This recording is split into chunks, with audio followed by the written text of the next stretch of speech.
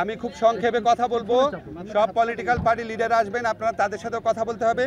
আমি শুধু বলি, আজকে আমাদের যে ফ্যাসিস্ট আওয়ামী লীগ সরকার এবং তাদের দোসররা বাদে বাংলাদেশে যত পলিটিক্যাল পার্টি আছেন সবাই আজকে উপস্থিত ছিলেন। নানান মত পথ আদর্শের ভিন্নতা ছিল, কিন্তু সবাই একত্রে বাংলাদেশের সার্বভৌমত্ব, অস্তিত্ব, স্বাধীনতা এবং মর্যাদা রক্ষার প্রশ্নে সবাই ঐক্যবদ্ধ থাকার ঘোষণা দিয়েছেন এবং ঐক্যমত জানিয়েছেন।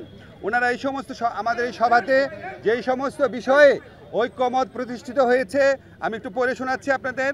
প্রথমেই ভারতে যে বাংলাদেশ বিরোধী বিভিন্ন তৎপরতা চলছে, বাংলাদেশের উপ হাইকমিশনে হামলা, বাংলাদেশ বিরোধী প্রচারণা, বাংলাদেশের অভ্যন্তরীণ ব্যাপারে হস্তক্ষেপ, এসবের তীব্র নিন্দা জানানো হয়েছে এবং ভারতের এই সমস্ত পদক্ষেপের বিরুদ্ধে বর্তমান সরকারের যে আত্মমর্যাদাশীল এবং সাহসী ভূমিকা তার প্রশংসা করা হয়েছে এবং সরকারের সাথে সলিডারিটি প্রকাশ করা হয়েছে।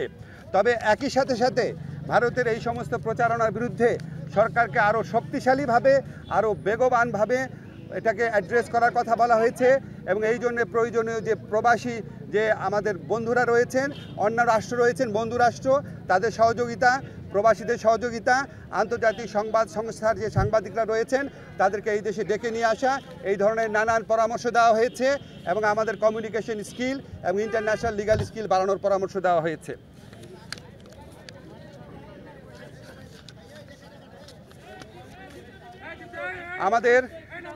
আমাদের একই সাথে সাথে ভারতের সাথে বাংলাদেশের যত চুক্তি হয়েছে গত 15 বছরে ফ্যাসিস্ট শাসন আমলে সেটা প্রকাশ করার দাবি করা হয়েছে এবং একই সাথে সাথে রামপাল সহ বাংলাদেশের জন্য ক্ষতিকর যে সমস্ত চুক্তি আছে সেগুলি বাতিল করার দাবি করা হয়েছে। বাংলাদেশের প্রতি ভারতের যে অর্থনৈতিক নিপীড়ন, যে সাংস্কৃতিক আধিপত্য প্রচেষ্টার চেষ্টা, অভ্যন্তরীণ ব্যাপারে নাক গলানোর চেষ্টা, সেটার নিন্দা জানানো হয়েছে এবং ভারতকে বাংলাদেশের প্রতি মর্যাদাশীল আচরণ করার, সৎ প্রতিবেশী সুলভ আচরণ করার আহ্বান জানানো হয়েছে।